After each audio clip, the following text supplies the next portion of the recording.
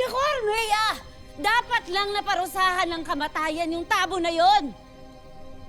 Pagtangkaan ba naman ng isang sangre, isang hara? Ang kapal ng mukha niya. Ha? Tapos ano, tataka siya? Oh my gosh, the nerve! Alam mo sino naaalala ko sa kanya? Si Gurna. Para siyang si Gurna. Oh my gosh. Huwag ka na mag-alala, Lira. Patuloy na ang pagtutugis ng aking mga kawal kay Tabon. Aba, dapat lang, Armea. Sorry.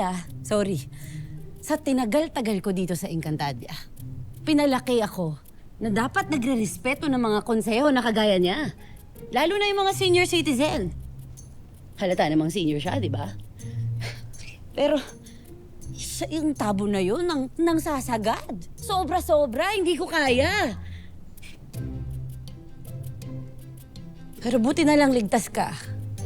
Yun naman ang pinakamahalaga. Ang galing mo.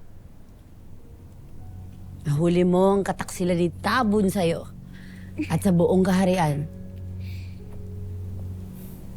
Grabe, totoo na.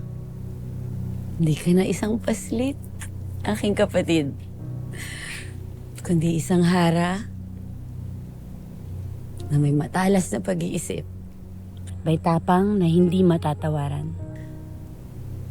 Makaka-proud ka talaga.